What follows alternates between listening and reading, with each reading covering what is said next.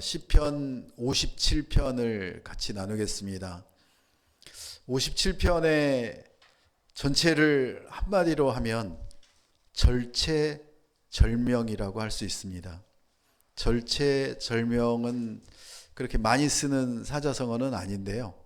왜냐하면 그 절체라고 하는 것만 해도 벌써 우리의 몸이 단절되고 끝나는 그런 상황임을 우리가 아는 단어인데, 거기에 절명까지 들어갔습니다. 목숨까지 경각에 달린, 끊어지는 그런 위기의 풍전등화에 놓여 있는 모습이 바로 시편 57편입니다. 여러분은 그런 경우를 겪어봤는지 모르겠습니다. 우리 근호 얘기를 들어보면 어렸을 때 그런 시기도 있었다고 하는데, 저렇게 건강한 청년이 그런 때가 있었을까라는 생각이 드는데요. 그랬나요? 네, 고개를 끄덕이네요. 네, 그랬나 봅니다. 라고 지금은 얘기하지만, 그때는 정말 하나님께 매달리며 하나님 살려달라고 그렇게 외쳤던 그런 순간이었을 것입니다. 그런 절체절명의 순간이 우리 인생에 오는 사람도 있지만 그냥 못 느끼고 그렇게 사는 사람들도 많습니다. 근데 오늘 다윗은 고백합니다. 나는 절체절명의 순간에 놀라운, 정말 하나님의 비전을 내가 보고 내가 결단했다고 합니다. 도대체 그 절체절명의 순간이 어떤 때인가? 여러분 언제일 것 같으세요? 한번 상상을 해보시면 너무 재미있는 스토리예요. 이거 성경에 이런 얘기가 나온다는 게 믿겨지지 않는 얘기예요. 그 스토리를 한번 같이 보겠습니다. 사무엘상 24장에 보면 이런 얘기가 나옵니다. 같이 읽습니다. 블레셋 사람들과 싸우러 나갔다가 돌아온 사울은 다윗이 엔게디 광야에 있다는 소식을 듣게 됐습니다. 그러자 사울은 온 이스라엘에서 뽑은 3,000명의 군사들을 이끌고 다윗과 그 일행들을 찾기 위해 들렴소 바위 근처로 갔습니다. 사울은 길가에 있는 양 우리에 이르게 됐습니다. 그곳에는 동굴이 하나 있었는데 사울이 영변을 보려고 거기 들어갔습니다. 그 동굴 안쪽에는 다윗과 그의 일행이 숨어 있었습니다.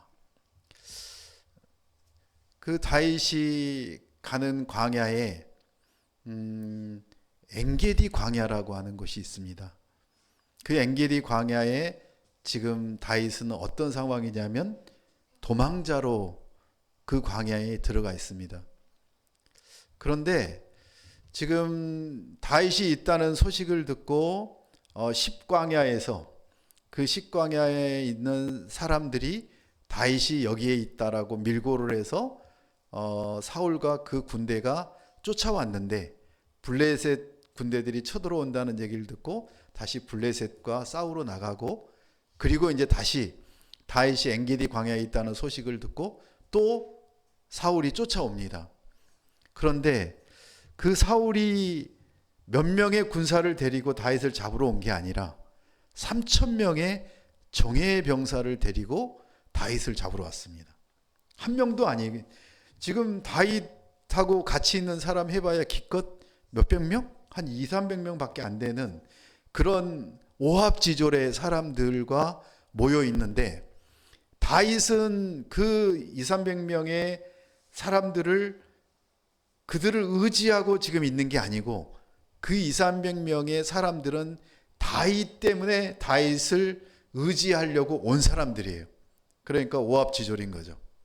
그 사람들과 함께 있는 다윗의 모습은 지금 어떠냐면, 사울이 온다는 얘기를 듣고, 사울과 3,000명의 그 군사들이 온다는 얘기를 듣고 이제 숨습니다. 어디에 숨느냐면 엔게디 광야에 있는 엔게디 동굴에 숨어 들어갑니다. 한번 생각해 보십시오. 모든 병력이 딱 정리된 상황에서 그 광야에 이제 포위망을 좁혀옵니다.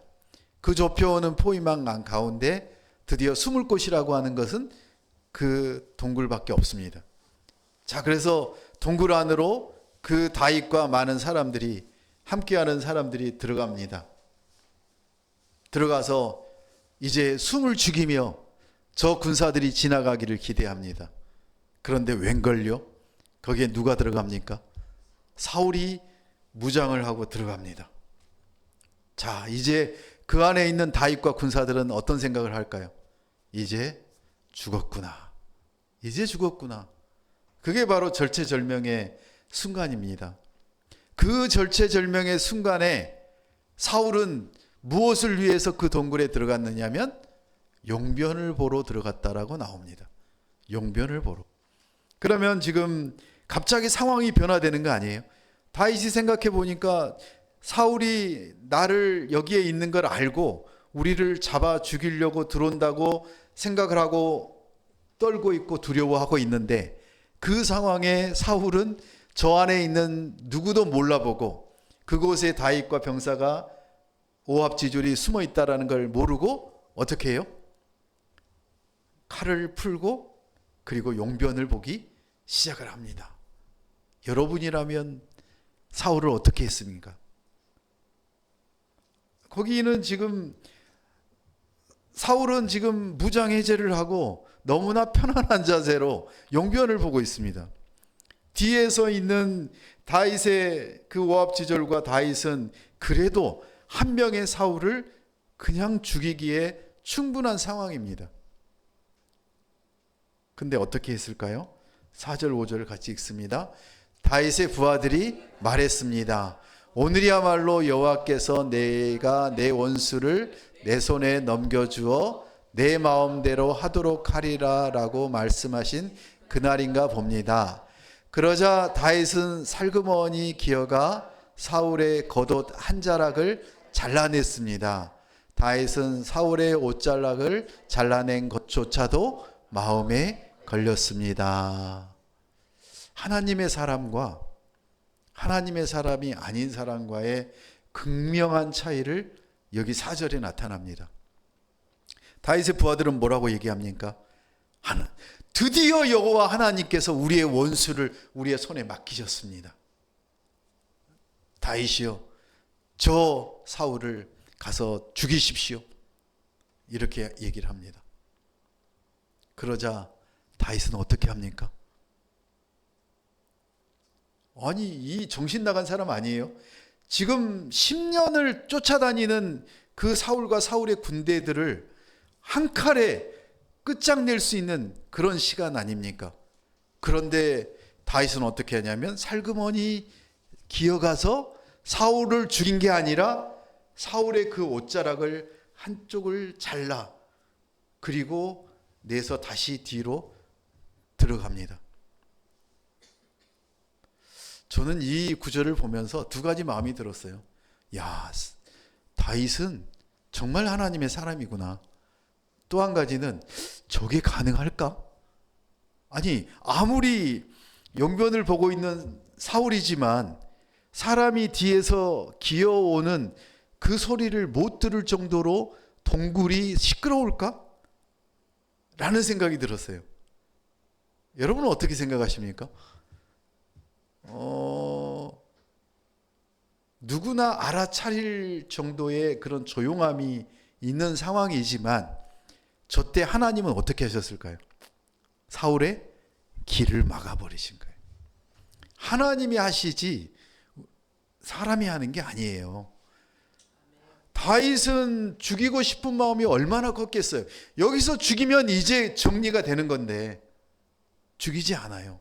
그 대신에 사울의 옷자락을 하나를 잠깐 잘라서 그리고 가는 거예요. 왜 그랬을까요? 6절 7절 같이 읽습니다. 다윗은 자기 부하들에게 말했습니다. 내 손을 들어 여호와께서 기름 부어 세우신 내 주인을 치는 일은 여호와께서 금하신 일이다. 그는 여호와께서 기름 부어 세우신 왕이다. 다윗은 이런 말로 자기 부하들을 나무라며 그들이 사울을 공격하는 것을 허락하지 않았습니다. 사울은 동굴을 떠나 자기 길로 갔습니다. 아멘. 우리 인생이 다윗을 닮아가기를 원합니다. 특별히 우리 김근호 군은 오늘 이 말씀이 평생에 사는 그 하나님의 지침이 되기를 축복합니다.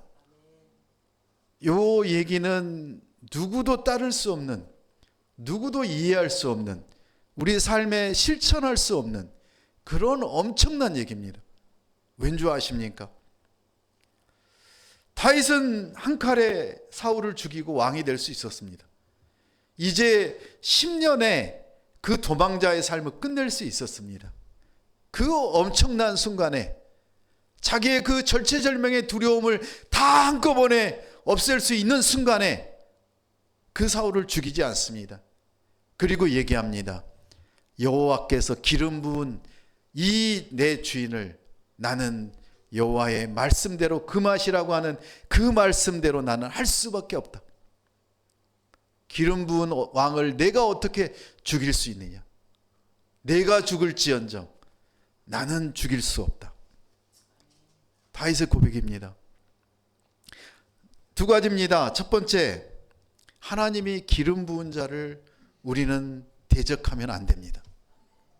특별히 다윗 왕이 보기에 사울 왕이 너무나 말도 안 되는 타락한 왕이지만 only 다윗을 죽이기 위해 그 모든 왕권과 그 생활을 하고 있지만 하나님이 세우셨기에 하나님이 그 왕권을 내리시기 전까지는 다윗이 하지 않겠다는 그 굳은 맹세입니다.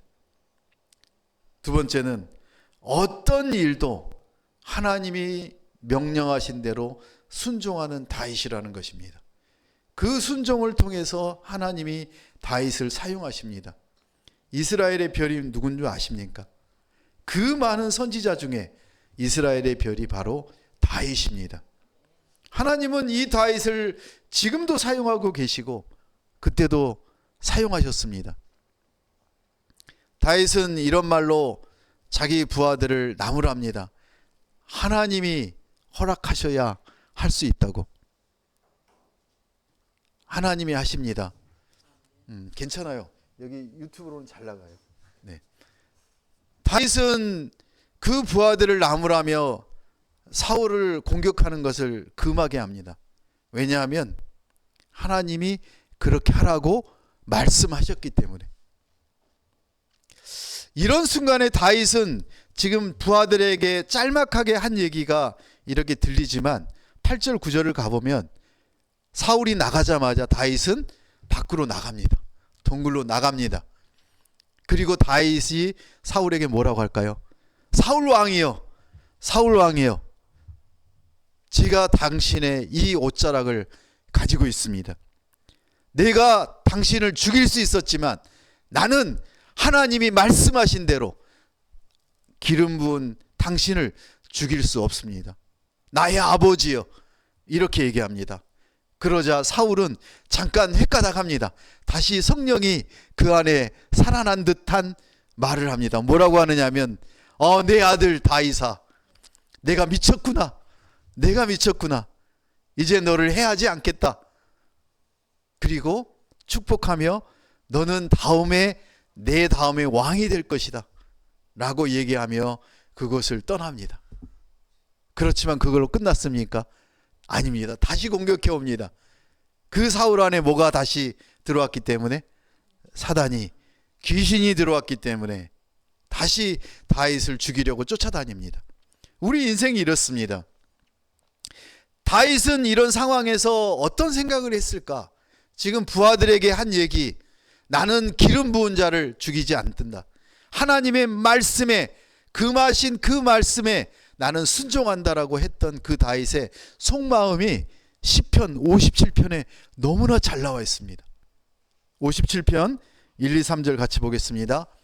오 하나님이여, 나를 불쌍히 여기소서, 나를 불쌍히 여기소서. 내 영혼이 주를 신뢰하오니 주의 날개 그늘 아래서 이 재난이 지나갈 때까지 피할 것입니다. 내가 지극히 높으신 하나님께, 무엇이든 나를 위해 일하시는 하나님께 울부짖습니다.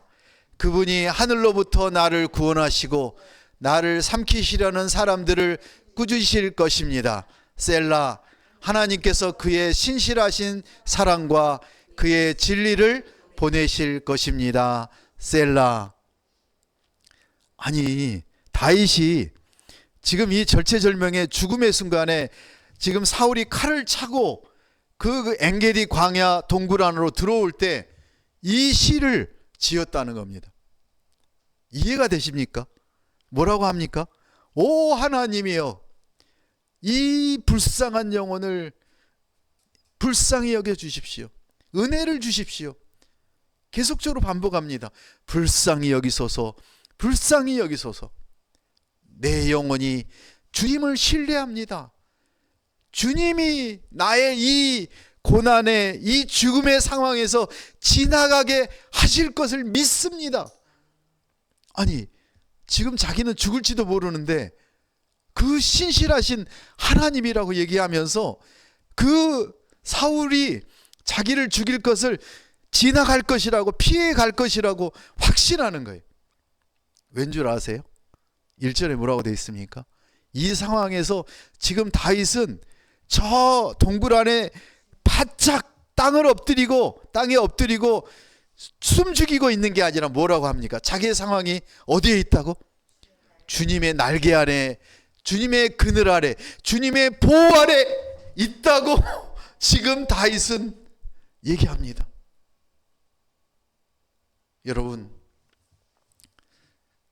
여러분도 그렇게 고백하시는 자녀 되시길 축복합니다. 어떤 고난의 상황 안에 도저히 이 상황을 피할 수 없는 상황이라고 느낄 때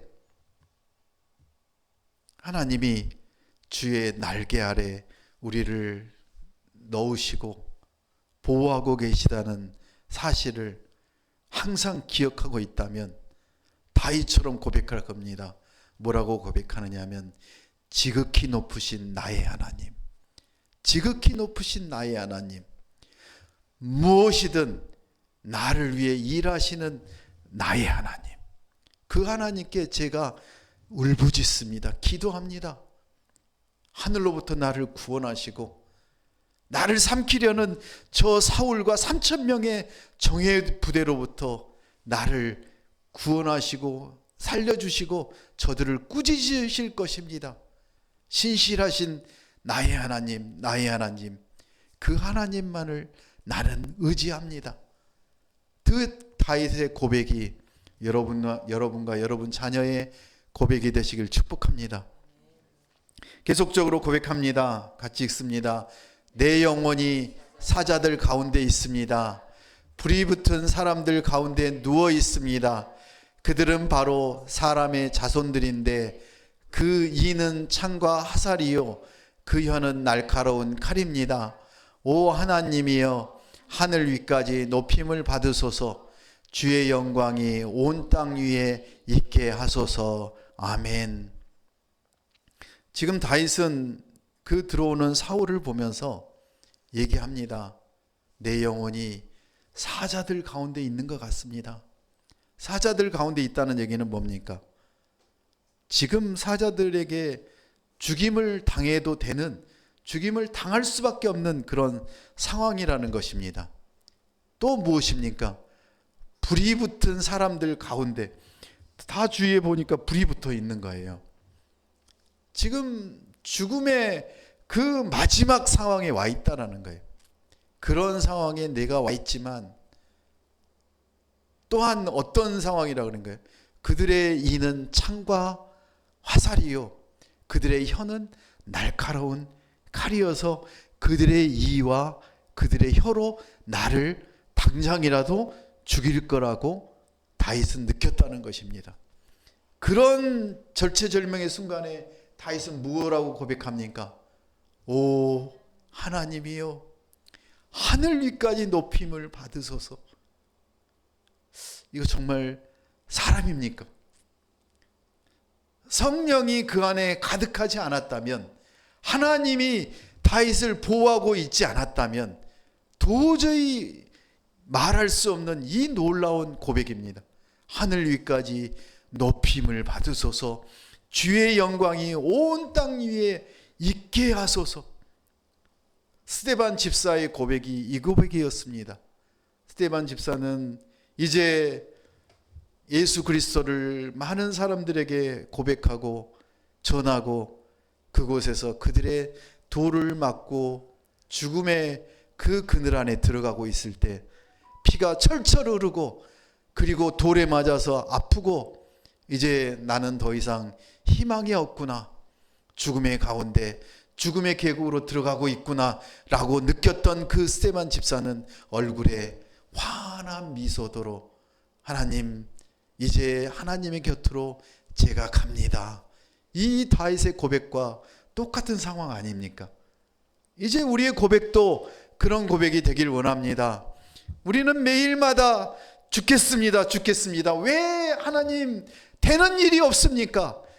왜 나는 승진해서 맨날 떨어지고 우리 아들은 고통만 당합니까? 우리 애들은 왜 이리 힘듭니까? 이게 아니라 다윗의 고백처럼 하나님, 이런 상황이지만 오 하나님이여 영광 받아 주시옵소서. 주님의 영광이 우리 자녀와 우리 교회와 우리 가정에 가득하길 원합니다. 이런 스데반의 집사의 고백과 다윗의 고백이 저와 여러분의 고백이 되시길 축복합니다. 6절 7절 같이 읽습니다. 그들이 내 발을 걸려고 그물을 쳐두니 내 영혼이 원통합니다. 그들이 내 앞에 구덩이를 파놓았지만 결국은 그들 스스로가 빠지고 말았습니다. 오 하나님이여, 내 마음이 정해졌습니다. 내 마음이 정해졌습니다. 내가 내 마음을 다해 노래하고 찬양하겠습니다. 내 영혼아 깨어라, 하프와 수금아 깨어라, 내가 새벽을 깨우리라. 아멘. 놀라운 고백입니다. 내 발이 걸려서 그물을 쳐두니 내 영혼이 이제 원통합니다. 이제 죽었습니다.